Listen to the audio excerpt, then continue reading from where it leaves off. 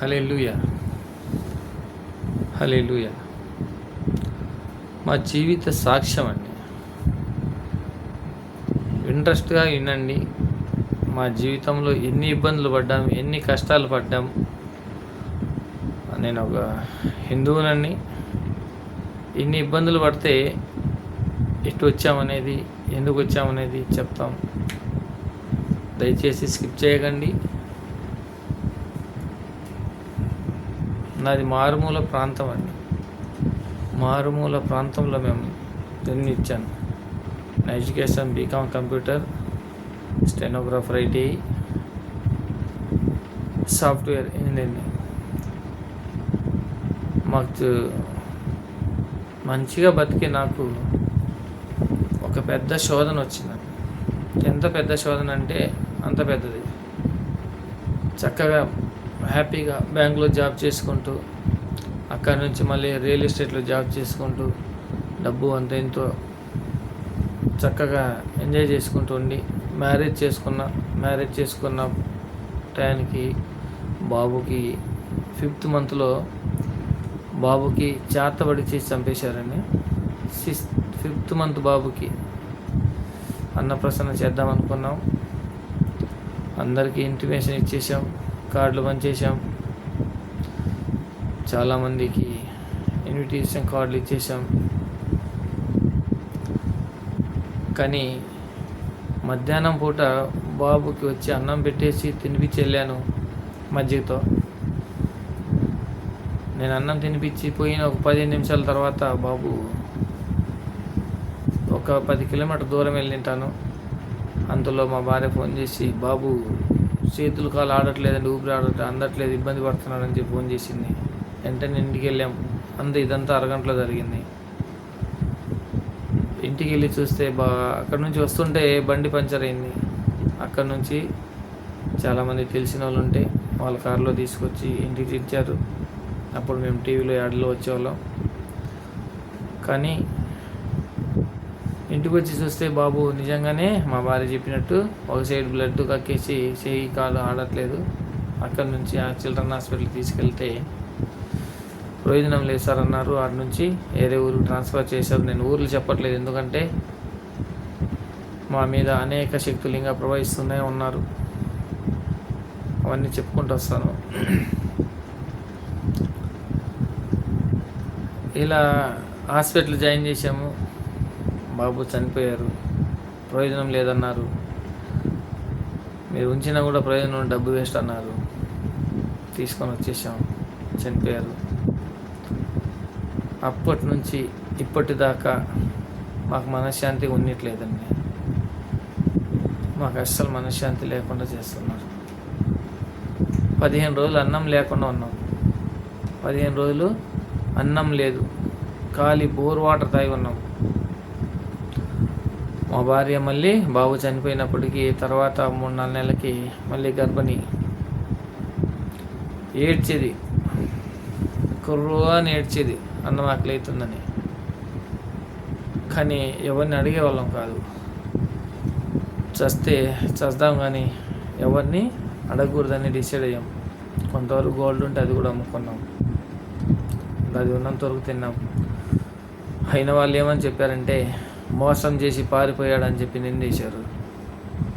మోసం చేసి పారిపోయారని మా మీద అపండాలు వేశారు. జరిగింది ఎవ్వరూ తెలుసుకోలేదు. అన్న కానీ, తమ్ముడు కానీ, అయినోళ్ళు కానీ, పైనోళ్ళు కానీ, ఫ్రెండ్షిప్లో కానీ ఎవ్వరే కానీ. ఇవి ఎందుకు చెప్తున్నాను ఈ సాక్ష్యం అంటేనండి, మీ జీవితాల్లో కూడా 100% మీకు జరుగుతుంది, జరిగింటుంది. కానీ ఇంత ఘోరం జరగదు.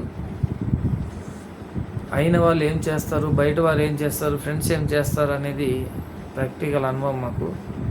ఎవరైనా ఇబ్బందుల్లో ఉన్నామంటే వాడు రూపాయి పెట్టకపోయినా మనకు పర్వాలేదు, నేను ఉన్నానని ధైర్యం ఇచ్చేవాడు ఉంటే అదేనండి మనకు కొండంత అండ. కానీ మనము ఏదో అనుకోకుండా జరిగిన దానికి నిబంధనలు వేసి ఎవరింటికి రావడానికి కూడా, ఎవరైనా ఇంటికి వెళ్ళాలన్నా కూడా మాకు ఛాన్స్ లేకుండా చేశారు.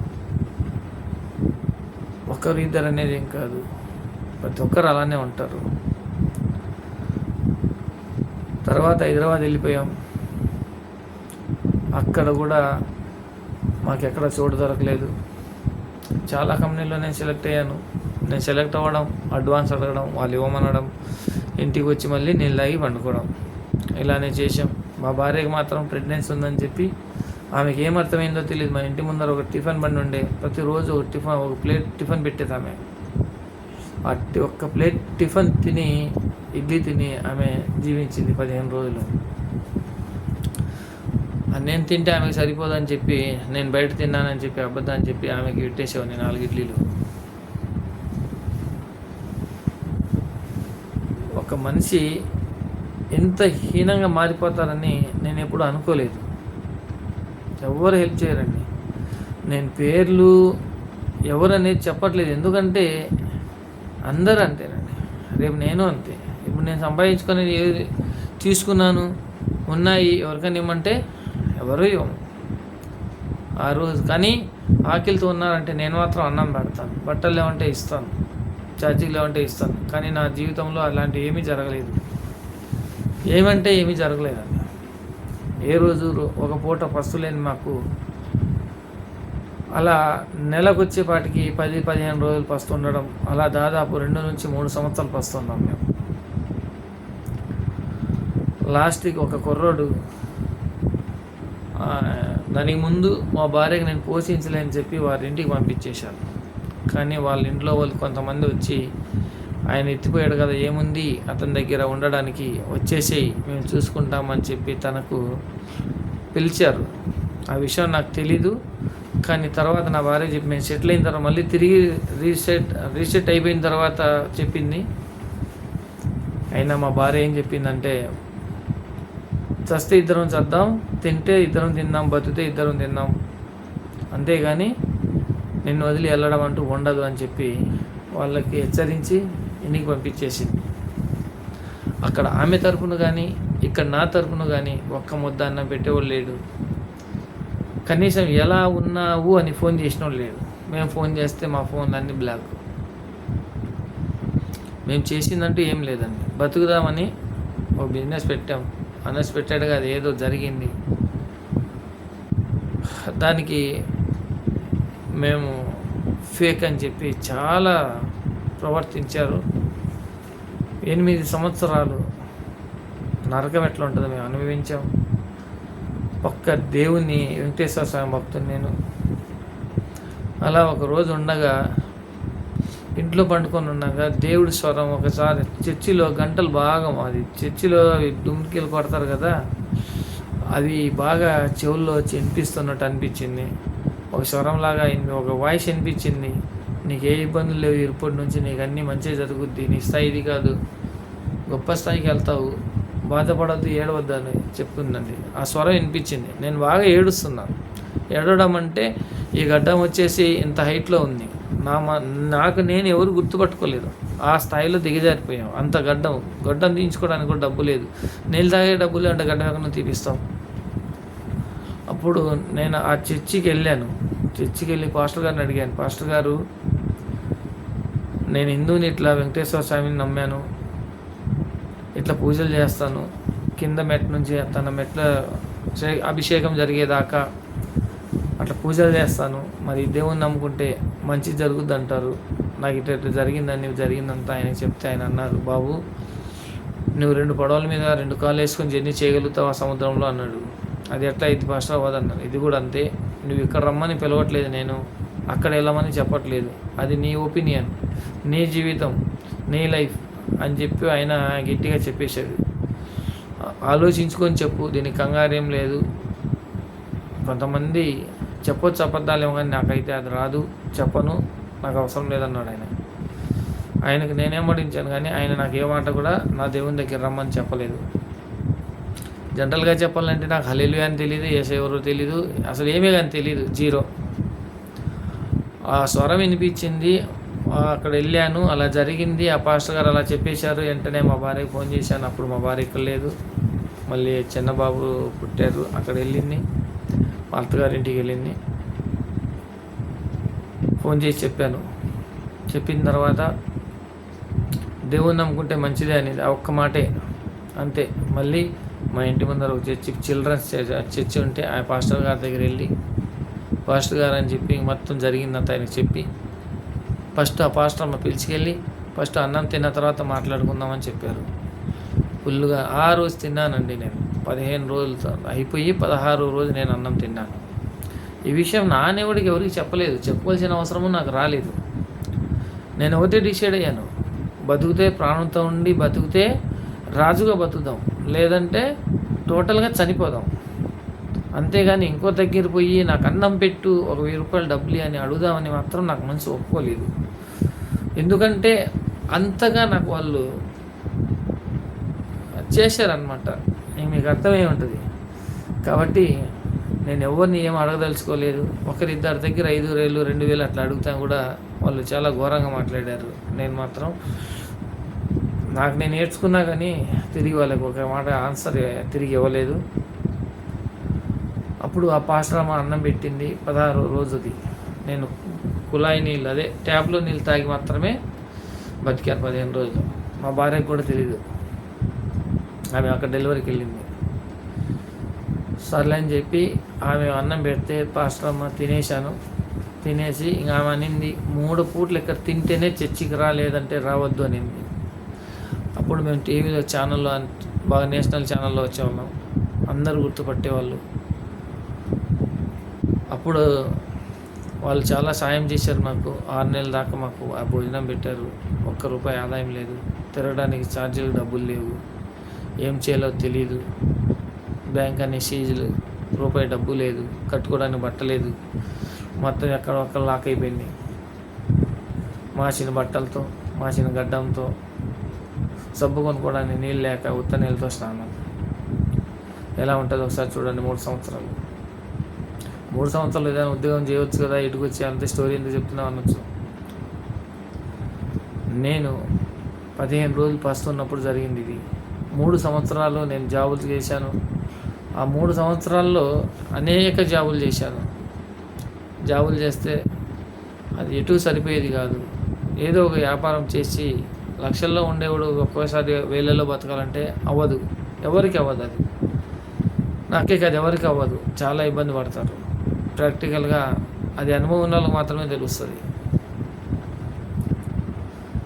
అప్పటి నుంచి విజయవాడ నుంచి ఒక మనిషి మమ్మల్ని మోసం, హైదరాబాద్లో ఉన్న పిడుగురాల నుంచి హైదరాబాద్ వెళ్ళిపోయాం. అక్కడ బతుకు అయితే దొరకలేదు. ఇక్కడ తెలిసిన వాళ్ళు ఫోన్ చేస్తే విజయవాడ రండి మేము చూసుకుంటామని విజయవాడ వచ్చాము. వచ్చిన తర్వాత వాళ్ళు సెల్ స్విచ్ ఆఫ్ చేసి ఇచ్చారు. 1 రోజు చూసాం, 2 రోజులు చూసాం, 3 రోజులు చూసాం, లేదు పస్తున్నాం.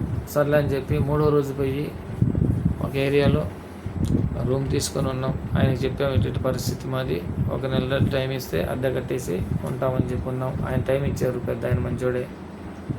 అలా 3 నెలలు గడిచిపోయింది, అద్దె కట్టలేదు, తిండి లేదు. ఇక్కడ కూడా పస్తున్నాం, చాలా పస్తున్నాం. నమ్మి పిలిచిన వాళ్ళేమో, నమ్మకంతో పిలిచిన వాళ్ళు మోసం చేశారు. ఇప్పుడు ఏం చేయాలి మనం? ఏం చేసేయలేదు. అప్పుడు ఇద్దరికి ఒకరు పట్టుకొని ఏడుస్తున్నాం, ఏడ్చుకుంటూ కూర్చున్నాం ఇంట్లో. అప్పుడు పెనైల్ యాసిడ్ అని చెప్పి ఒక బాబు సైకిల్ మీద వచ్చాడు. సైకిల్ మీద వచ్చి బాబు అమ్ముతాడేమో, నేను కొంటాను అనుకుని ఆయన వచ్చాడు. బాబు ఇట్లా అనగానే వచ్చాడు. బాబు ఇవన్నీ ఎలా చేస్తారని అడిగితే ఆ అబ్బాయి చెప్పాడు, ఏం లేదన్నా ఒక బాటిల్ తీసుకొచ్చి ఇలా చేయాలి ఇలా చేయాలన్నాడు. అక్కడి నుంచి మా జీవితం స్టార్ట్ అయింది. అక్కడ ఆ బాబు చెప్పింది విన్నాం, కానీ ఆ బాటిల్ తీసుకొచ్చి మా దగ్గర ఆ బాటిల్ అప్పట్లో ₹80. దాంట్లో 10 నుంచి 20 బాటిల్ తయారు చేసుకోవచ్చు. ప్రాసెసింగ్ తెలియదు, ఏం తెలియదు. కాకపోతే మార్కెటింగ్ నాలెడ్జ్ ఉంది కాబట్టి ఏదో ఒక రకంగా చేద్దామనే ధైర్యం వచ్చింది. అప్పుడు మాకు బాప్తీసం ఇచ్చారు పాస్టర్ గారు, హైదరాబాద్లో ఉంటారు. ఆయనకు ఫోన్ చేశాం. ఏమని చేశామంటే, అయ్యా మాకు ఎలా అడగాలో కూడా తెలీదు, అట్లా ప్రోడక్ట్ తయారు చేస్తున్నాం, దాని పేరు పెట్టాలని అడగకుండా మేము అడిగామంటే, మేము ఒక కంపెనీ పెడుతున్నాం, దాని పేరు పెట్టాలని చెప్పి అడిగాం. ఆయన నవ్వి సరే వస్తారు రండి అని చెప్పి హైదరాబాద్ పిలిచాడు. హైదరాబాద్ వెళ్తే వాటికి కనీసం వెళ్ళడానికి డబ్బులు లేవు. లిఫ్ట్ అడుక్కుంటూ కొన్ని చోట్ల నడుచుకుంటూ రైల్వే స్టేషన్కి వెళ్ళి టికెట్ లేకుండా హైదరాబాద్ చేరుకొని అక్కడ వెళ్ళి మళ్ళీ ఆ చర్చిలో 24 గంటల భోజనాలు ఉంటాయి, 365 రోజులు. అక్కడ పోయి భోజనం చేసి ఆ పాస్టర్ గారు ఒకటే అన్నారు, నీ దగ్గర ఎంత డబ్బు ఉన్నా వాడద్దయ్యా, అయితే నేను 500 ఇస్తున్నానని చెప్పి 500 ఇచ్చి నాకు బయట పంపించాడు. దీంట్లో ఏదైనా సరే ఒక వస్తువు తయారు చేసి ఏదైనా మంచి నీళ్ళు కానీ అది నీ చేతుల మీదుగా రిలీజ్ చేసుకో అన్నాడు, ప్రార్థన చేసుకొని. అంతేనండి. ఇప్పుడు దేవుడి దయ వల్ల మాకు అప్పటికన్నా ఇప్పుడు మంచి స్థాయిలో పెట్టారు. ఇంకోటండి, ఒక్క 10 నిమిషాలు వెనక్కి ఇంకో చెప్తాను. ఎప్పుడైనా ఎక్కడైనా మనం దెబ్బతిన్నామంటే కేవలం రిలేషన్స్తోనే ఉంటుందండి. ఫ్రెండ్స్ కూడా ఎవరు హెల్ప్ చేయరు. నీ దగ్గర ఉందంటే తినేకొస్తారు, నీ దగ్గర ఉందంటే ఎంతమందైనా వస్తారు, నువ్వు పెడుతున్నానంటే ఎంతమైనా వస్తారు, నువ్వు ఇస్తానంటే ఎంతమైనా వస్తారు. నీకు ఏదైనా జరిగిందంటే కనీసం చూసేకి రారు, కనీసం నీకు చూసేకి రారు. నువ్వేం చేస్తున్నావు అని కనీసం ఫోన్ చేసి మాట్లాడిరు. వాళ్ళ అవసరం వచ్చిందనుకోండి, అర్ధరాత్రి ఫోన్ చేసి మాట్లాడతారు ఎలా ఉన్నావు అని. కానీ ఆ టైంలో వాళ్ళు కావాల్సింది అడగరు, మార్చరు, తెల్లారి అడుగుతారు. ఏం పరాది మాట్లాడదాం అనుకున్నాం కానీ కుదరలేదు, నిద్రలో ఉన్నావు, అందుకే ఇప్పుడు చేశానని మళ్ళీ కొంచెం మంచిగా మాట్లాడి తర్వాత కలుపుతాడు, తనకు కావాల్సిందని అడుగుతాడు. జాలి ఎక్కడ పడతామో అక్కడ మనకే నిందులు పడతాయి. ఇది వాస్తవం. మేమైతే అనేక కష్టాలు పడ్డాం.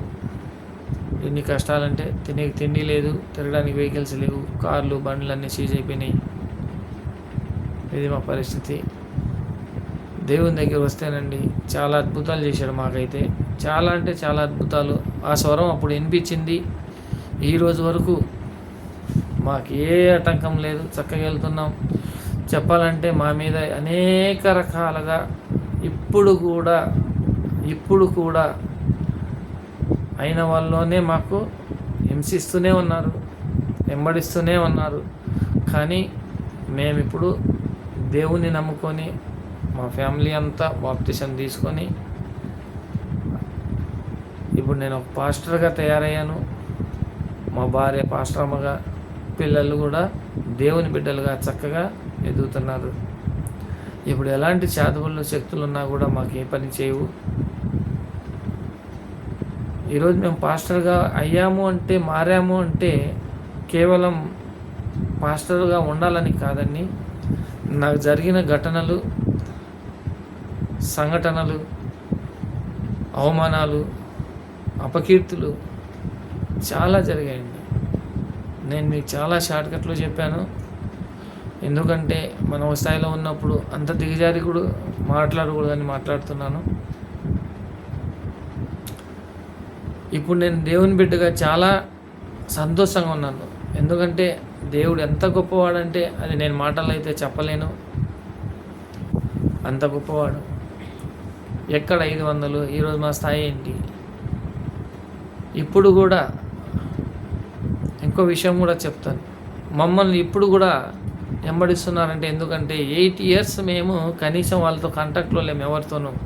ఆఫ్టర్ 8 ఒకరి వల్ల పరిచయం అయ్యి మా ఇంటికి అనుకోకుండా వచ్చి వాళ్ళందరినీ చెప్పడం, మళ్ళీ వాళ్ళందరూ మా నెంబర్ తీసుకొని ఫోన్ చేయడం, మాట్లాడడం, అలా సంపాదించుకోవడం, ఇలా అని చెప్పి వచ్చారే తప్ప మా మీద ప్రేమతో ఎవరూ రాలేదు. మా మీద ప్రేమతో ఎవరూ రాలేదు. కన్న తల్లి కూడా, కన్న తండ్రిని చూడలేనుడు వాడు మనిషే కాదు అంటారు.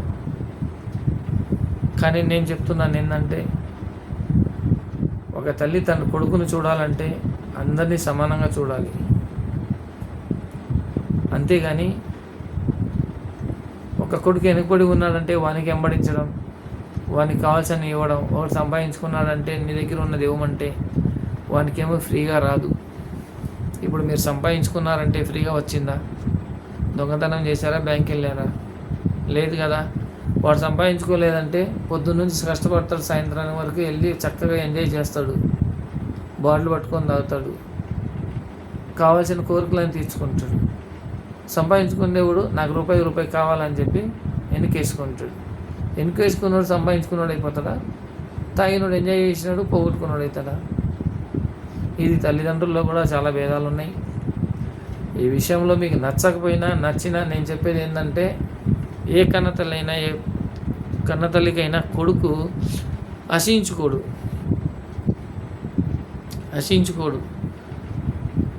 నేనైతే అసహించుకోవట్లేదు. మా అమ్మ గురించి ఒకటే చెప్తున్నాను. ఎందుకంటే మా అమ్మ కూడా కూర్చోడానికి ఇల్లు లేదంటే ఇల్లు కట్టించాము అప్పటికప్పుడు పోయి. ఏ కొడుకు చేయరు ఈ రోజుల్లో. నేను చేశాను. కళ్ళు కనిపించలేదంటే వెళ్ళి కళ్ళు ఆపరేషన్ చేయించాను. 5 అన్నదమ్ములు మేము. 5 అన్నదమ్ములు ఎవరే కానీ ఆమెకు పోయి కళ్ళు ఇలా ఉందని చెప్పి కనీసం చెప్పలేదు. ఊరోళ్ళు చెప్తేనే నేను ఆమెకు పోయి చేయించాను. ఇన్ని చేసినా నాకు నేను మాట్లాడితే కోప్పడడం, వానికి ఇవ్వలేదు ఈయనకి ఇవ్వలేదు అని చెప్పి అనేక నిబంధనలు వేయడం స్టార్ట్ చేశారు. అందుకోసమే నా బంధుత్వమే నాకు వద్దు, నాకు దేవుడే కావాలని చెప్పి నా ఫ్యామిలీ నా దేవుడు. ఎవరే వాళ్ళు చేస్తున్నారు చేయని, నాకే ఇబ్బంది లేదు. ఏ ఇబ్బందులు పెట్టినా తట్టుకోవడానికి నేను సిద్ధంగా ఉన్నాను. దేవుడు ఉన్నంత వరకు నాకు భయం అయితే లేదు. ఈ సాక్ష్యంలో మీకు ఏమర్థమైందో నాకైతే తెలియదు, కానీ నా బాధ అయితే కొంతవరకు ఇలా చెప్పుకోవడం వల్ల తీరుతుంది. మాకైతే అనేక రకాలుగా హింసించారండి, చాలా హింసించారు, హింసిస్తూనే ఉన్నారు. ఈ చిన్న వాక్యం అండి. రేపు మధ్యలో ఏం జరిగింది, పిల్లోడు ఎలా చనిపోయారు, పిల్లోడికి లోపల ఏ పార్ట్స్ పోయినాయి అనేది నెక్స్ట్ వీడియోలో చెప్తాను. అంతవరకు దయచేసి దీనికి సబ్స్క్రైబ్ చేసి లైక్ చేయండి. మొత్తం వినండి ఫస్ట్.